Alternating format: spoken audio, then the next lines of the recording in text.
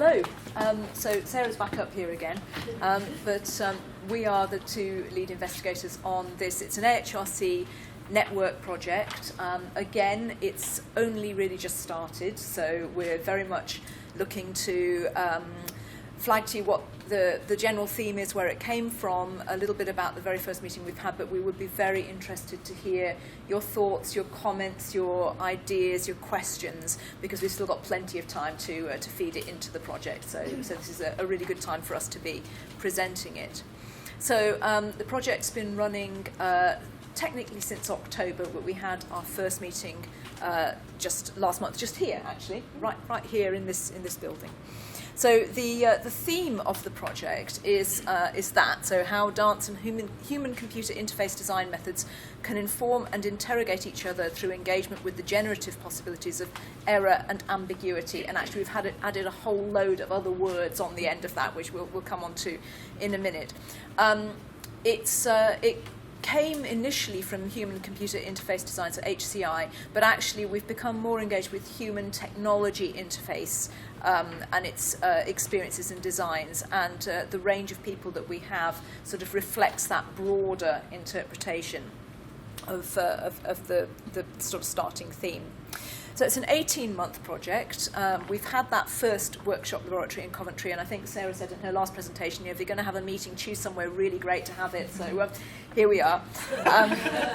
But we've got our next meeting in Malmö in Sweden in September, and then there's a final meeting in Leeds in December, which is a one-day meeting for the network group, which is just 12 people, but then there's actually going to be a public symposium for one day in Leeds. So if you think you might be interested in coming along, do either email Sarah or me or give us your names today, and we'll put you on our mailing list for that to make sure that you get the information for it. It's going to be free, so you just got to get yourself up to Leeds. The outputs are that we're going to do a minimum of 2 journal articles, and the idea is that we target at least once towards the dance side of things, or possibly a broader interpretation, of course, the arts, and one towards the human technology interface design community as well. Conference presentations like today. We've got a website that we're just sort of getting started at the moment, and we're going to be putting more material up there. There'll be a project report and also plans for future projects. So the idea for this network came actually from a meeting that Sarah and Ruth Gibson and Susan Cazell and I had in Leeds. Sarah, Ruth and Susan were all presenting at an event that I'd organised, and we went out for dinner in the evening and we scribbled on the back of a napkin, and here we are. That was the idea that we came up with. It's often the way that ideas come out best, isn't it, over a bottle of wine. Was there 2? I don't remember. But it came out of something that was bothering Susan. Susan works with human-computer interface designers in Sweden, at Malmö University, and she was bothered by this thing called body storming, which is sort of the flip side of brainstorming. That's where the name comes from. It's deeply problematic in so many ways, but the name is already set effectively because people have already been writing about it. So we're sort of parking the name for the moment. I'm going to come back to that. But the idea is that designers wanted to be able to access a more body-based knowledge. So they were interested in actually, rather than just sitting around talking about a design and then giving it to user testers afterwards, and they don't use it anywhere near what you were expecting they were going to do, the idea is that you engage in the sort of imagined use of the design before you actually start to make it. So you can try and pick up some of those issues about how, when bodies are actually engaging with this, when people are getting, what do they do? And one of the examples from one of the readings that Susan gave us was about designing a hamburger stand. So these designers had got in some people to act out the part of the hamburger seller and the people coming up to the stand to buy their hamburgers. And they watched what people did, and then they worked with that design. And they actually said in the article that they wished they'd hired professional actors to do it, because they thought that would give them a more enriched sense of what it was. But then there's also the question of actually what would happen if they were the people enacting that process rather than watching it. So it's that sense of actually, should the body be involved if you're really going to be thinking about body-based knowledge?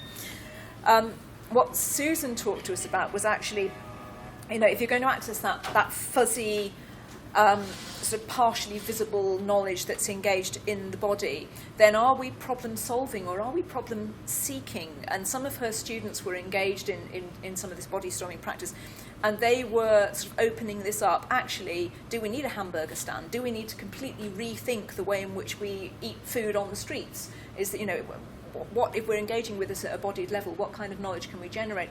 And her students sort of opened it up so far they then couldn't focus it back down again. So there's some really interesting questions about problem seeking and problem solving that of course are very familiar to choreographers and to ways of working with the body that are about generating and resolving. So these were sort of some of the ideas that were informing the start of the way the network came together.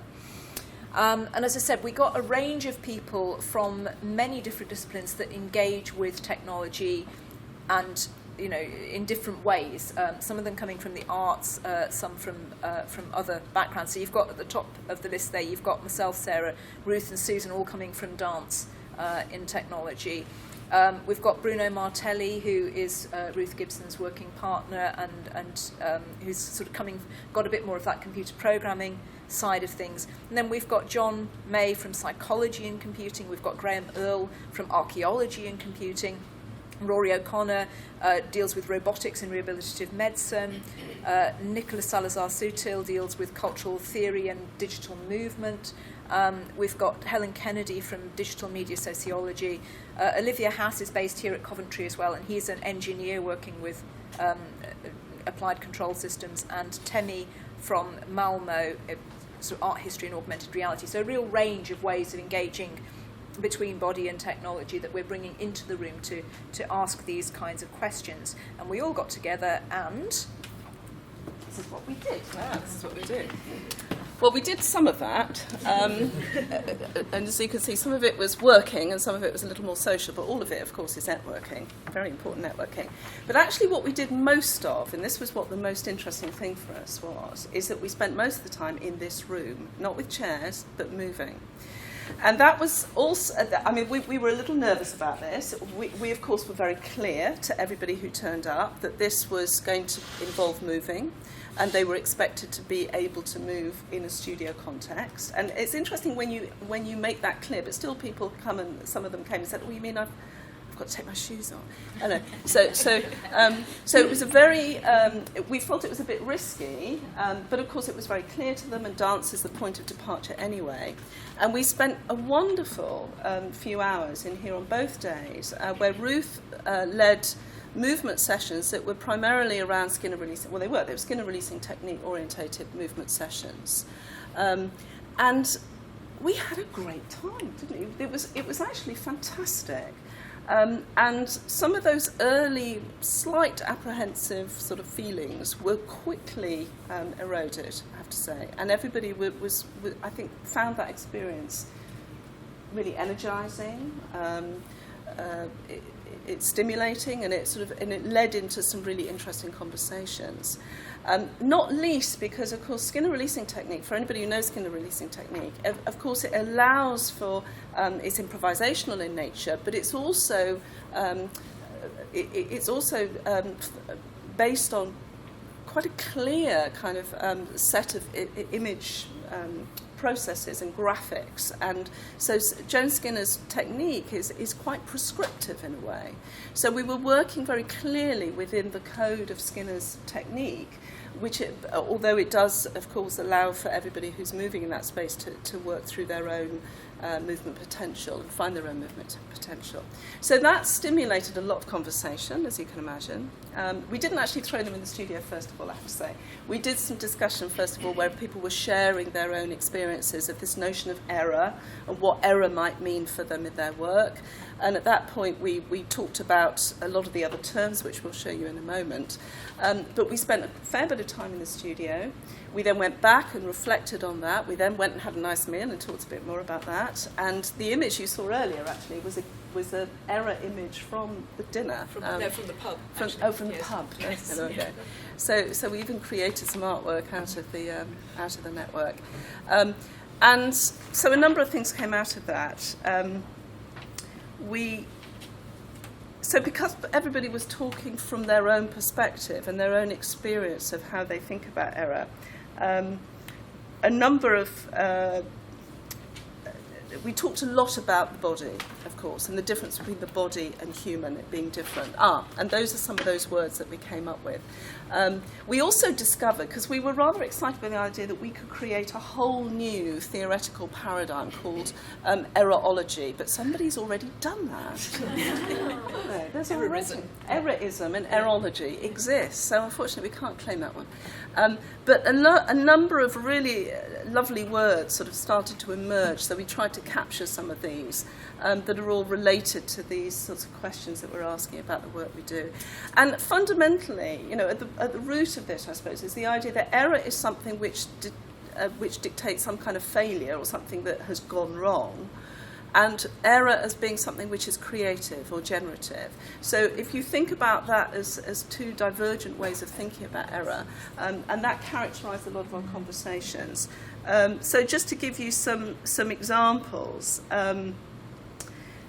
Rory, who works in rehabilitation, he's a medic, he works for robotics, he was talking about the never event. You know, these events that should never happen within a medical context, because the systems and structures that are so tightly kind of managed or organised within a hospital context. So something should never happen. So, for example, you know, giving somebody the wrong dose of a medicine or something like that, and they're called never events, which is quite interesting. What's really interesting is that they do happen. Yeah, they do happen. There's about 12 never events a year in something Rory was saying. So it's this really interesting kind of juxtaposition there. Yeah.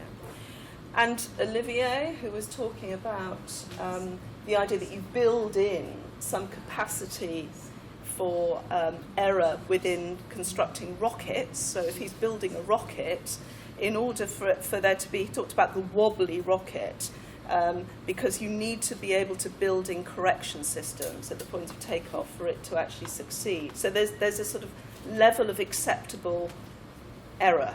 I think what the really interesting thing you were saying about that was they used to design rockets starting from stable base, and then when they took off, if something went wrong, it took a moment for the systems to kick in. So actually it was quite risky. So if they did it from a wobbly base, the error correction systems were already engaged, so actually then if something went wrong, it was much easier to correct. So that building in of error in order to be able to counter more serious error was a really interesting thing.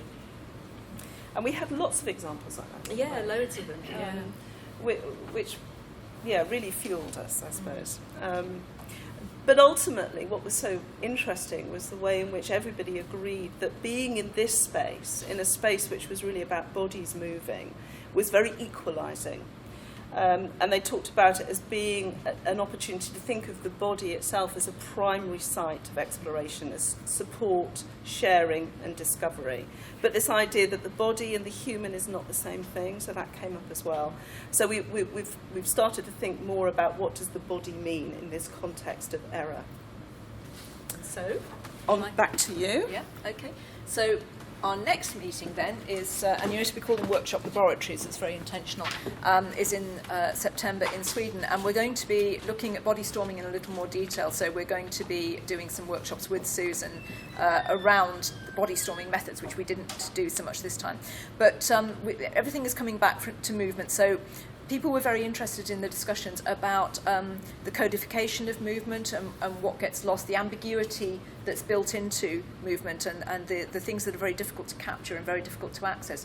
So we decided that we're going to bring methods from all the different disciplinary areas that are represented in the network to the question of what is error or ambiguity in movement and how might we code, track, map, document movement, but also error in movement and where there might be potential for error or not. And actually there could be some interesting crossover into the Holodance project. Absolutely.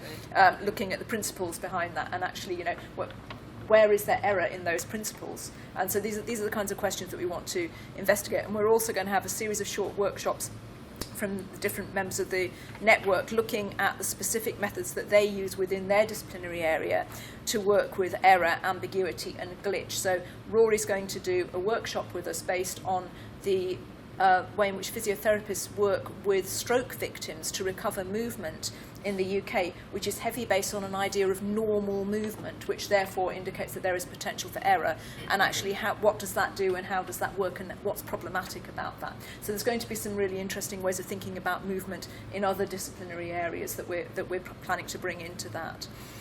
So this is where we are. It's very exploratory at this point in time. The next meeting, I think, will enable us to start to think about some level of definitions for some of these words that we're using, and an understanding of their flexibility and their generative and productive capabilities. And thank you very much for listening, and we're very interested in your thoughts, comments, ideas and suggestions. Great. Thank you.